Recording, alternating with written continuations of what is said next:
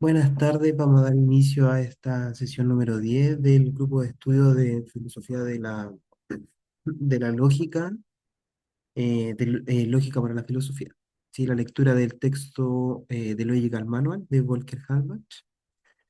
Antes de comenzar, quiero recordar que el noveno coloquio de estudiantes de filosofía analítica será del 1 al 3 de octubre, ¿sí? Evento organizado por la CHEFA, misma organización en la cual está enmarcado este grupo de estudio. Es durante el 1 al 3 de octubre en el edificio posgrado de la USACH. Y la postulación para enviar trabajos está vigente hasta el día de mañana. Para que si hay alguien que está viendo este video, lo voy a aprovechar de subir hoy para que sirva de recordatorio para eso.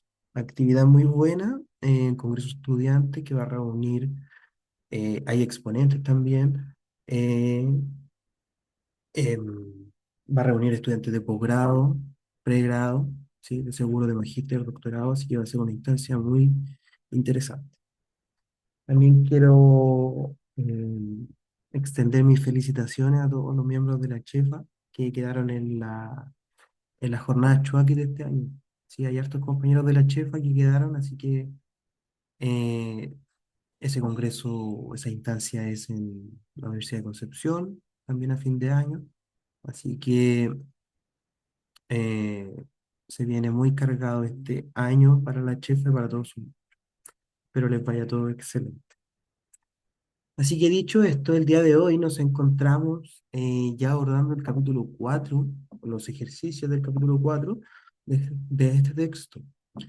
eh, que es acerca de la sintaxis de la lógica de predicado. Entonces, los ejercicios son más o menos fáciles de este texto, ¿sí? Son aplicar los contenidos que estuvimos revisando durante la semana pasada. Y yo agregué algunos últimos ejercicios extra para ver la versatilidad de este contenido, porque poniendo en contexto que la idea de este grupo de estudio es aprender estas herramientas lógicas con un uso filosófico, ¿sí? O discursivo de argumento. Y además de la filosofía, también la matemática es por excelencia otra rama del saber que utiliza la lógica de predicado para estructurar enunciado y argumento. Así que agregué un ejercicio sobre eso, quizás puede ser interesante. eh, Así que vamos allá. El primer ejercicio nos pide determinar qué expresiones son fórmulas del lenguaje L2 y además decir cuáles son oraciones, es decir, que no tienen variables libres. Ya vimos que hay una definición de variable libre que nos va a excluir o diferenciar lo que es una fórmula bien formada de lo que va a ser una oración. ¿Ya? O en palabras simples, una variable libre es una variable que no ha sido cuantificada antes del predicado. Eso quiere decir que no hay que es una variable que no está siendo declarada con qué cuantificador está siendo asignado, ya sea un universal o un existencial. Recordar que las variables se identifican por las últimas letras del abecedario en minúscula, mientras que las constantes se declaran con las primeras letras minúsculas del abecedario. Y además en este ejercicio lo que tenemos que hacer es agregar el índice de aridad que está omitido en las letras de predicado y marcar toda la ocurrencia libre de variables. No se han aplicado las convenciones de paréntesis y recordar que el índice de aridad es en el superíndice, según la notación que utiliza el autor. eh, ¿Ya? Y la aridad hace referencia, por así decirlo, la cantidad de elementos del dominio del predicado. Si es un predicado de dos variables, quiere decir que está tomando dos variables en el dominio esta relación. Em, Hola Rodrigo, llegó Rodrigo. Hola, Así, em, así que eso es lo que hay que hacer en este ejercicio.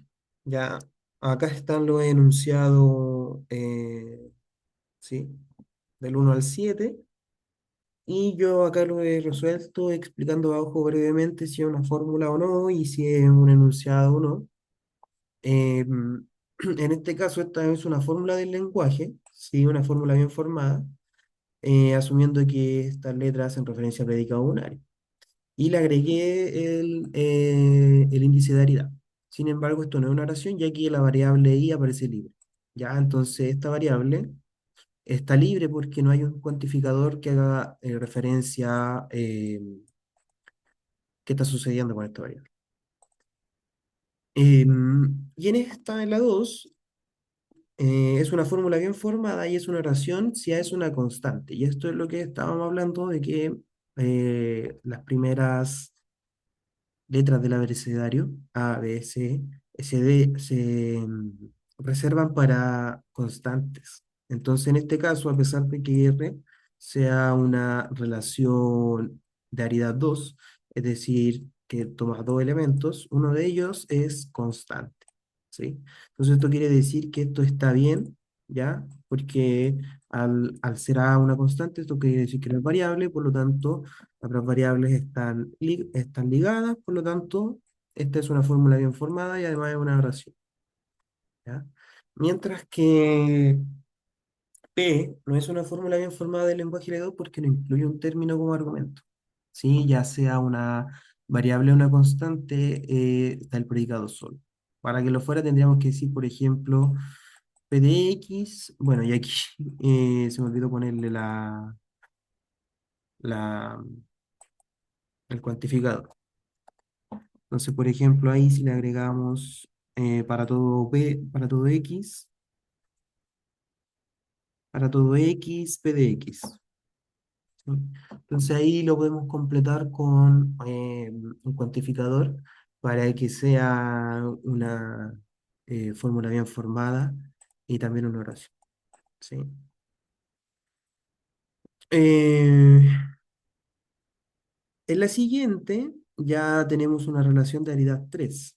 Sí, aquí yo le agregué el índice de aridad, esta nos trae el índice antes, nos está indicando. Em, Así que también es una oración porque no tiene variables libres. Ya hay tres variables y hay tres cuantificadores que nos están indicando qué ocurre con estas variables. En la segunda, sí, este es sintácticamente válida, pero hay un tema acá interesante que se está utilizando la misma variable. Ya esto puede prestar a confusión, de hecho, por lo general se evita, entonces lo ideal sería aquí cambiar esta segunda letra, ¿ya? Esta segunda variable, en este caso. Em, la siguiente también es una fórmula bien formada y una oración porque todas las variables están ligadas. Esta variable está ligada con este cuantificador, esta variable está ligada con este cuantificador, le agregué la aridad de uno y la última, la 7 de este el 4.1 es una fórmula bien formada, pero no es una oración porque la variable i aparece libre. ¿Ya? Fíjense que acá hay un cuantificador que está ligando i, pero la está ligando dentro de este paréntesis, ¿ya? Mientras que lo que está acá, el o, ¿sí? Lo que está después del o, no está ligado a ese cuantificador.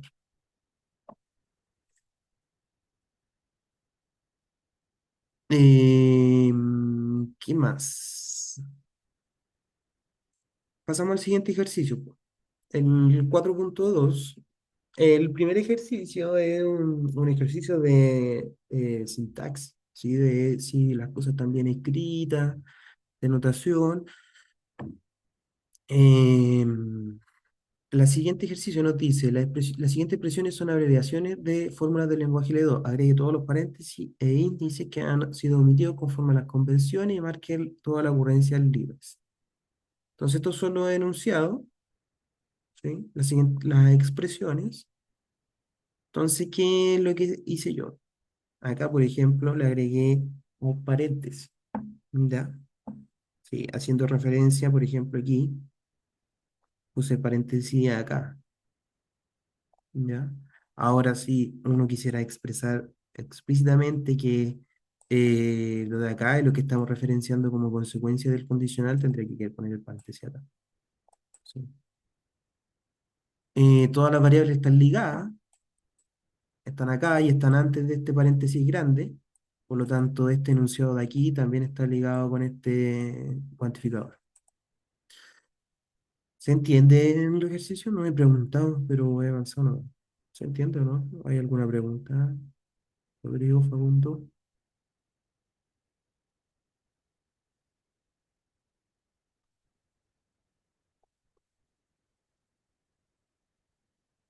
Dale nomás, excelente. En la 2 también es una fórmula bien formada. ¿Sí? Si asumimos que R3 es de aridad 3, pero en una oración ya hay que ahí tenemos variables con que aparecen de forma libre. ¿Sí? Por ejemplo, aquí este es de aridad 3, pero Z no tiene cuantificador asignado. Mientras que acá, ¿sí? Este dice existe un y no tiene un cuantificador asignado. ¿Ya?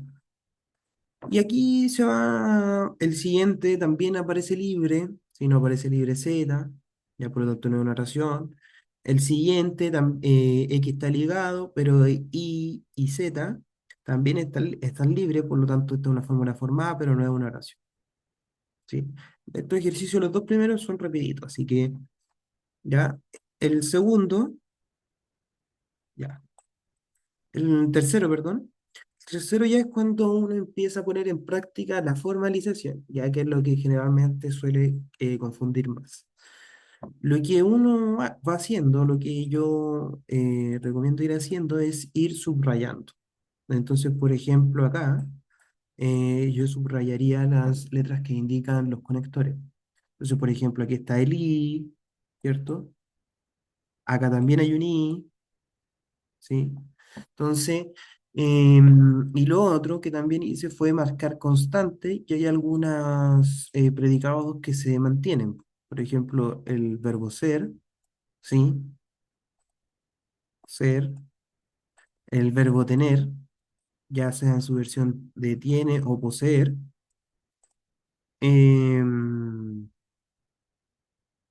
visitar, ¿sí? Visitar, otro verbo, ¿ya? Entonces aquí yo qué fue lo que hice, marqué las constantes, fíjense que las constantes son los nombres, ¿sí? Las personas que realizan la acción.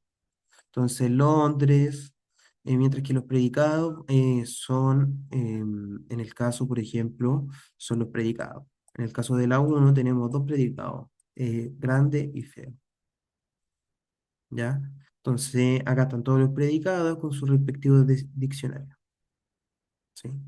Voy a ir mostrando, acá está. Entonces acá está a la derecha. En la primera, ¿sí? Estoy viendo a la izquierda de la pantalla donde está el texto.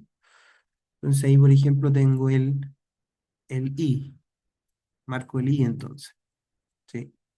Y tengo dos predicados, feo y grande. Y esos predicados son los que están identificados con la letra, ¿ya? Entonces, para I tenemos G1DL y F1DL. Sí, y él es Londres. Entonces este enunciado de acá dice, Londres es grande y feo. ¿Sí? Están asignados por la letra de español. G de grande, F de feo. No voy a estar viendo el diccionario a cada rato, lo dejé medio para que se viera medio intuitivo, entonces sí poder estar viendo el enunciado en inglés por último. Siguiente también es Culham, un nombre de una ciudad, dice es una ciudad grande. Si una aldea, perdón, es una gran aldea. Entonces, es una aldea, ¿sí? Y es grande, ¿ya? Fíjense que aquí también hay un i que está implícito, ¿ya? Porque, em, ¿sí? Acá también ojo que uno podría entender todo esto como un solo predicado, ¿ya? Pero para hacerlo más explícito, lo fui dejando así.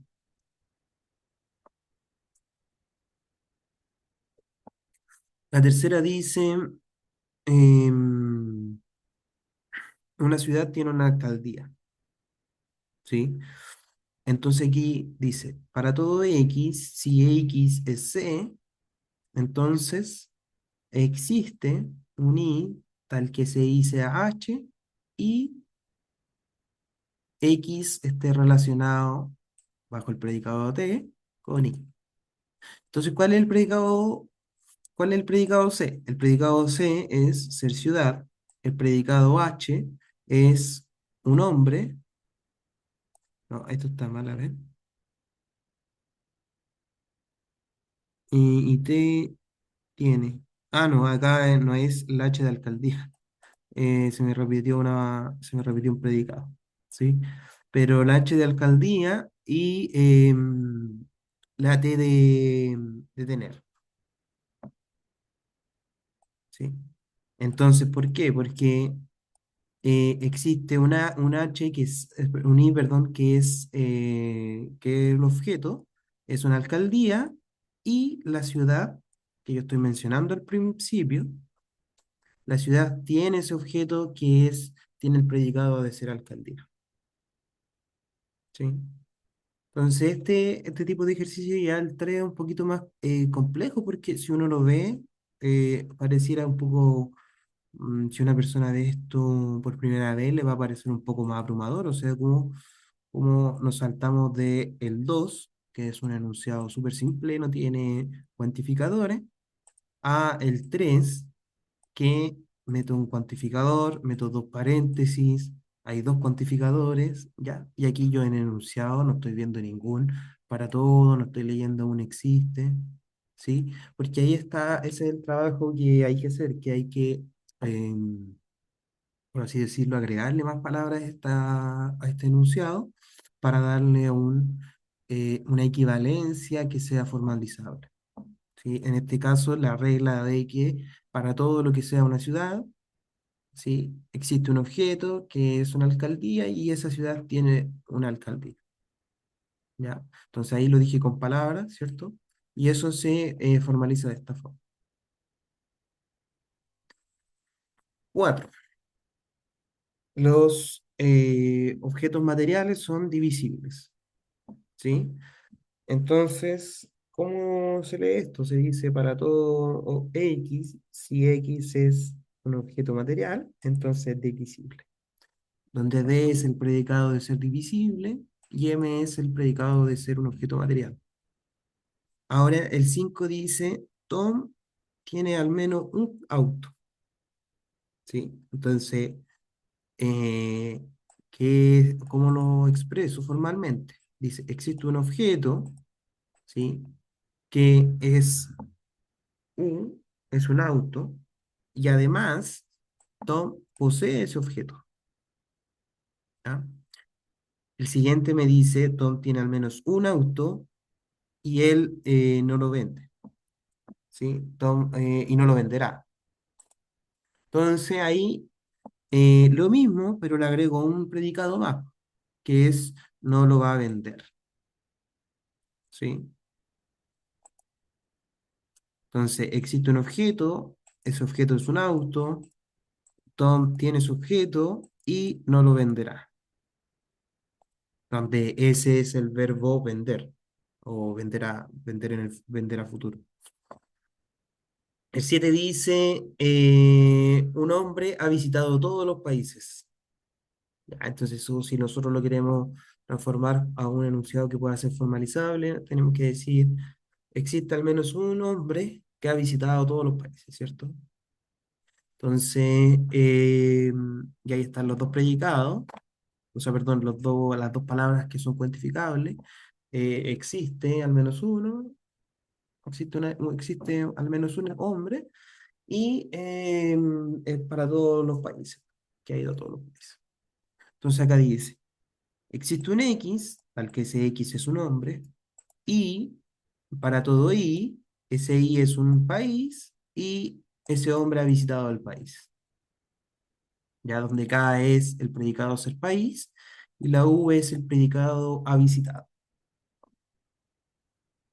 ¿Sí? Entonces aquí ya vamos teniendo más poder, por así decirlo, porque ya estamos pudiendo formalizar enunciados mucho más complejos, ¿sí? Que en la lógica proposicional se veía limitada a formalizar. ¿ya? Cada uno de estos enunciados, por ejemplo, este enunciado que es bien complejo, por ejemplo, este se enunciaba por una pura letra, ¿sí? O a lo más por un P implica Q. Pero el poder aquí eh, del cuantificador nos dice algo con respecto a estas dos cosas, ¿sí? Que después, o sea, si uno lo quiere ver incluso en el sentido de conjunto, nos dice que todos los elementos o sea, perdón, eso no es nada que ver, estoy mezclando, se me fue la idea, perdón, me enredé. Cuatro. Pasamos al siguiente entonces.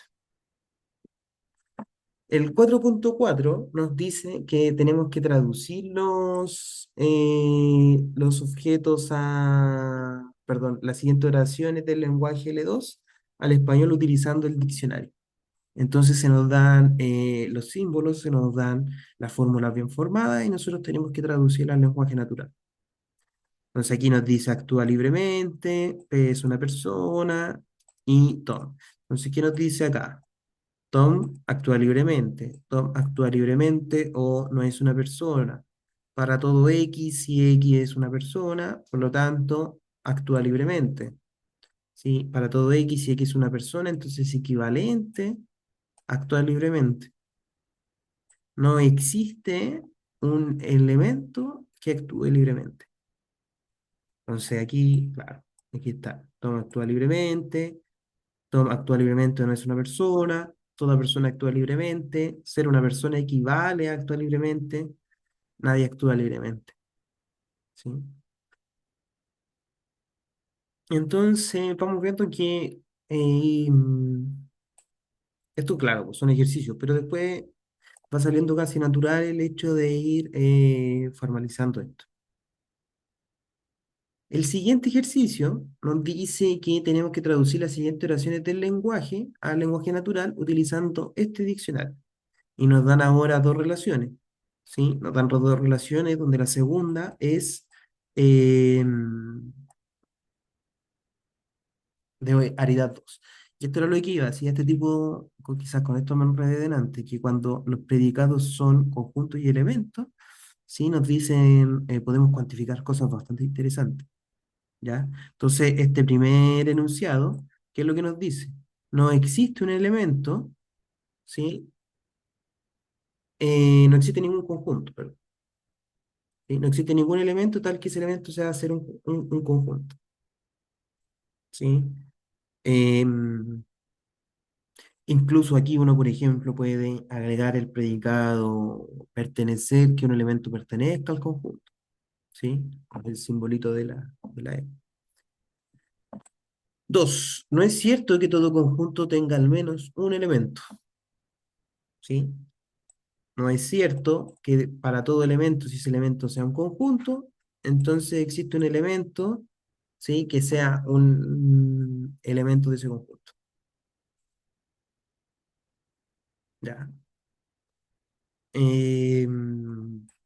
Por ejemplo, ¿y cuál sería a qué conjunto hace referencia el enunciado 2? Al conjunto vacío. 3. Existe un conjunto que no tiene ningún elemento, ¿sí? Entonces aquí está justamente, este conjunto es el vacío. Existe un X, tal que ese X es un conjunto, y si no existe elemento en ese conjunto, en ese elemento que es un conjunto. ¿Ya? Y la 4 dice, no existe un conjunto que contenga todos los objetos, ¿sí? Y aquí quizá por objetos, aquí la 4 sería, porque dice todos los objetos,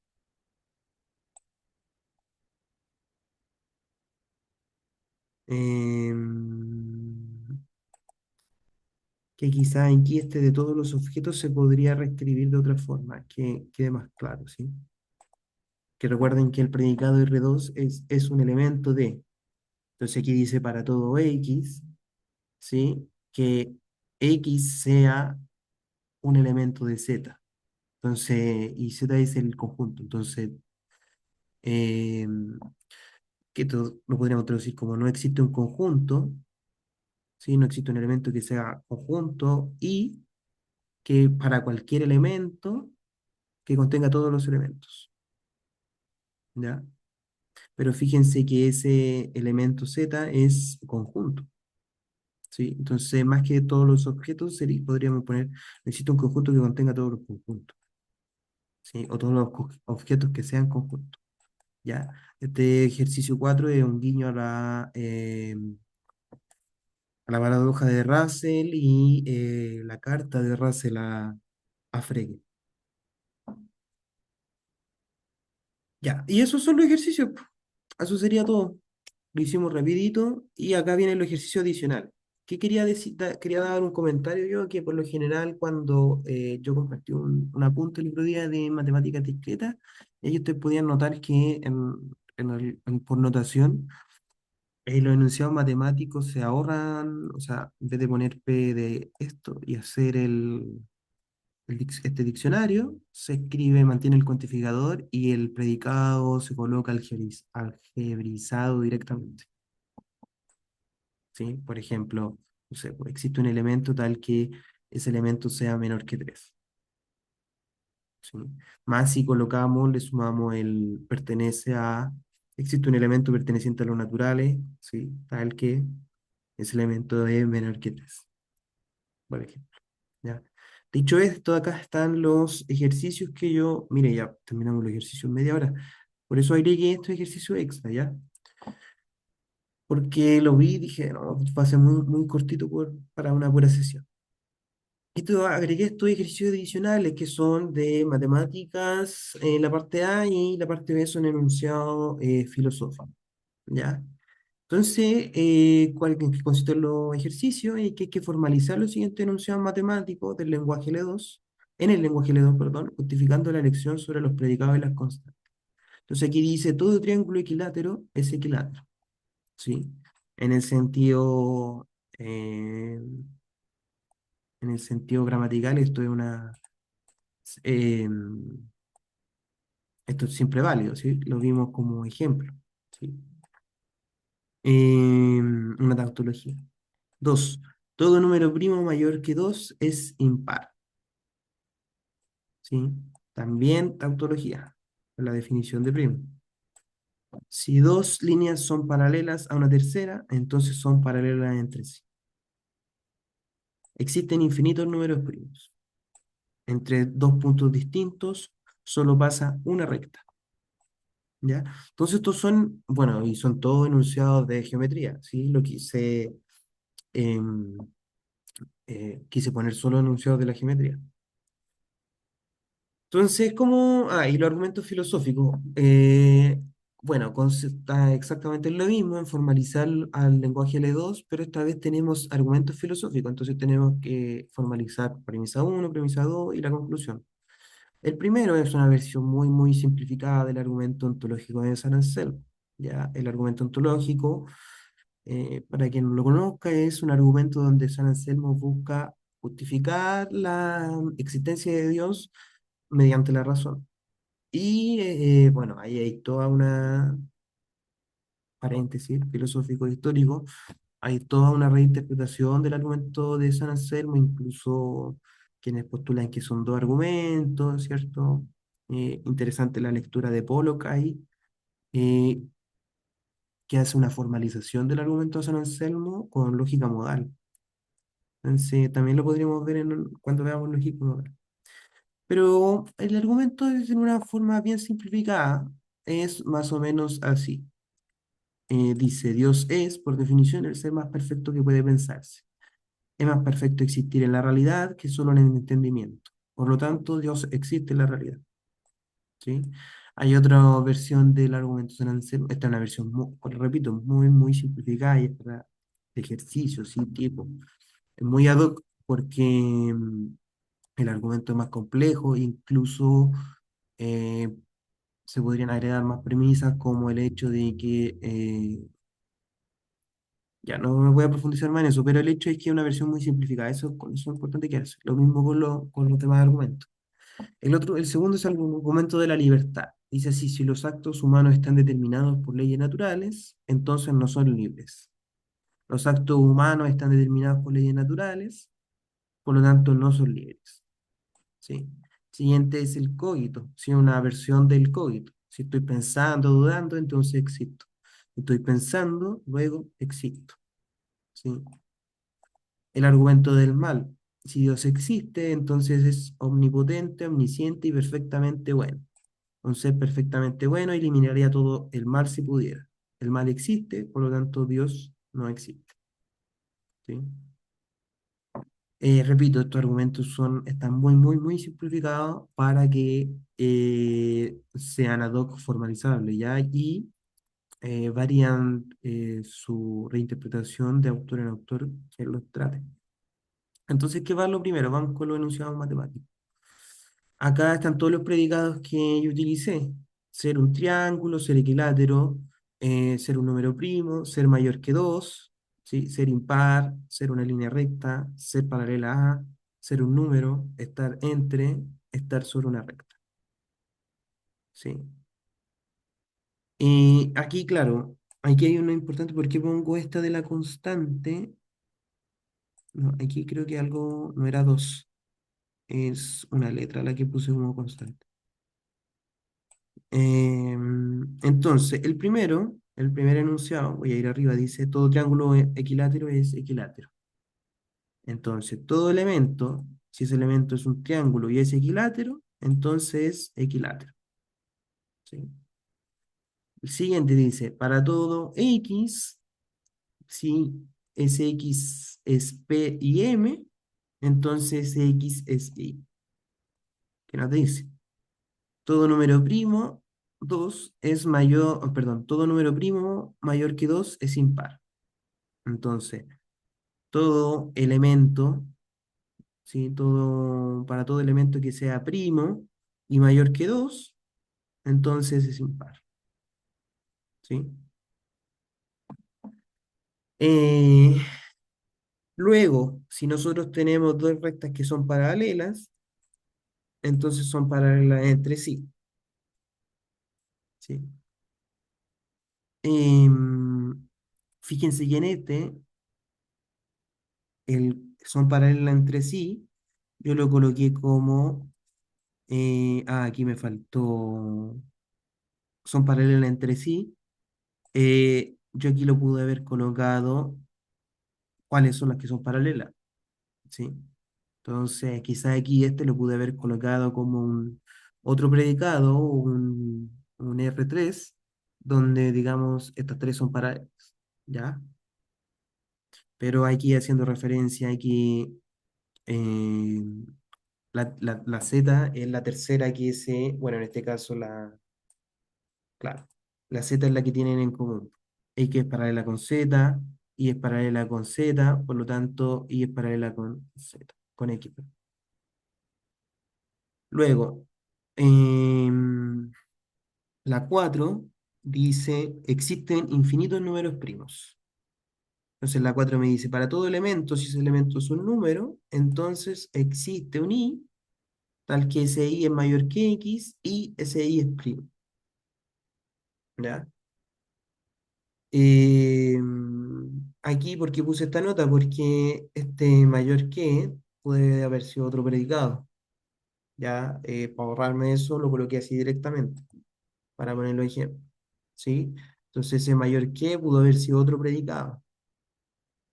El quinto dice, entre dos puntos distintos solo pasa una recta.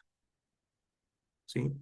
Para dos puntos, si esos puntos son diferentes, entonces existe un R, tal que para todo Z. Sí, aquí hay un error, sí, porque SB es de 2 y hay tres variables, ¿sí? Entonces el predicado uno es entre dos puntos distintos, solo pasa una recta. Em, entonces, para dos puntos distintos existe una recta, tal que para cualquier punto, creo que aquí me equivoqué, sí. Esta formalización aquí la consecuencia está mal. Esa parte no me quedó correcta. Pasémonos, obviamente lo voy a arreglar después, ya la versión que quede subida va a quedar modificada. No sé si se entiende, chicos, si hay alguna duda, no se ve para qué sirve esto. ¿Para qué sirve? Porque si uno después quiere mostrar esto, lo va probando. Tiene que suponer, por ejemplo, todas las que son condicionales, uno supone lo que ocurre aquí al lado y tiene que llegar a lo de la derecha, ¿ya? En el caso que sean cosas que se demuestran, ¿sí? Más no acción. En la parte de los argumentos filosóficos es exactamente lo mismo lo que dice, ¿sí? Se van marcando el diccionario de predicados. Fíjense que aquí hice trampa porque puse existir como un predicado, ¿cierto?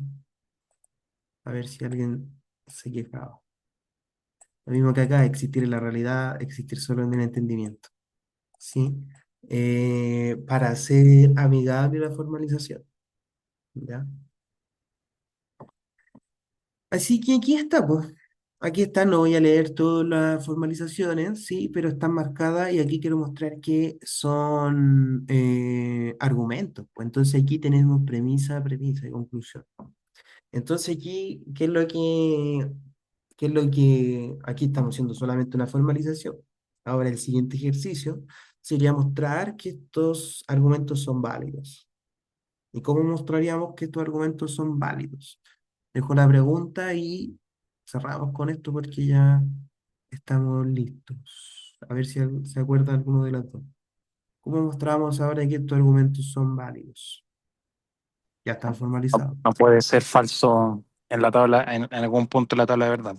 Claro, pero en este caso, bueno, eso es exacto, bajo cualquier interpretación, sí, no pueden ser falsos. Pero en términos de consistencia, Rodrigo, fue Rodrigo, ¿no? Sí. Sí, pero estoy pensando. Ah,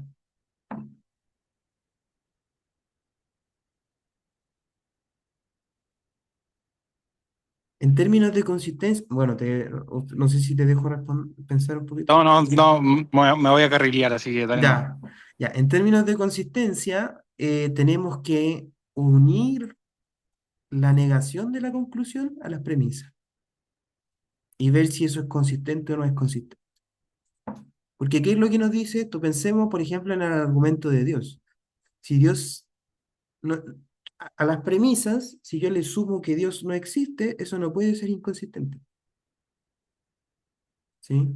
Tiene que ser, a ver, alguien habló. Ah, ¿ya? Ahí se entiende. Y esa es la definición formal que la vimos cuando vimos, antes de ver, creo que se vio lógica proposicional, ¿sí? Creo que se vio en la parte cuando vimos relaciones, si no me equivoco, incluso, que se vio esa definición. Primero no estaba en el cuerpo de texto, ni siquiera estaba en cursiva, después lo pusieron en cursiva, después en definición. Y yo les dije, esto es muy importante porque implica, esta idea justifica toda la forma de demostrar eh, eh, por consistencia. ¿Sí? Nosotros a la conclusión la negamos y la sumamos, o sea, perdón, la sumamos en el sentido coloquial, va a ser más formal, la unimos a las premisas y eso tiene que ser inconsistente. ¿Ya? Y si es inconsistente, entonces tiene que ser necesaria que la conclusión se siga a la premisa. ¿Sí? Así que eso. Quizá, bueno, no voy a hacer eso de mostrar que estos argumentos son consistentes porque, o sea, personas que son válidos, porque probablemente sean los ejercicios del capítulo 6. Ya, así que me estaría adelantando. Así que la próxima semana, creo que no hay nada que nos interrumpa la reunión. La próxima semana pasamos al capítulo 5 y ya hemos avanzado bastante. Aprovechando que queda un poquito de tiempo, voy a revisar el índice y con eso nos despedimos. Entonces, Vamos en el capítulo 4, ¿sí? Entonces, luego ahora vamos a pasar la semántica de la lógica de predicado. Entonces, justamente aquí está validez, ¿sí? Contradicción, contraejemplo. Entonces, aquí, justamente en este capítulo, debería estar lo que estaba mencionando de consistencia, ¿ya? Deducción natural nos viene después, capítulo 6, ¿sí? Entonces nos faltan 1, 2, 3, 4 capítulos.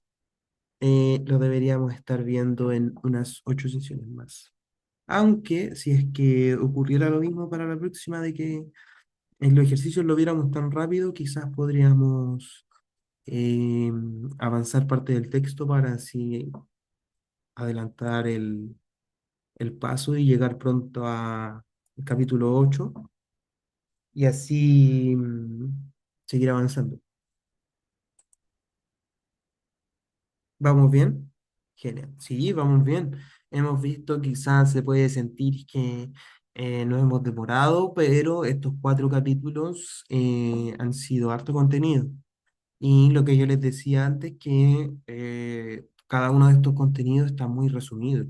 Ya en estricto rigor, uno se puede dedicar un semestre completo a cada capítulo por separado, en un estudio más riguroso, así, más detallado, demostrando cosa por cosa. Así que eso, pues voy a subir este video hoy para que así la gente que lo vea recuerde que hasta mañana está abierta la postulación para el Congreso de Estudiantes de Filosofía Analítica y puedan ver su trabajo en el caso que quiera postular. Nos vemos, chao, chao, nos vemos la próxima semana. Gracias, Ariel, que estés bien. Chao, chao.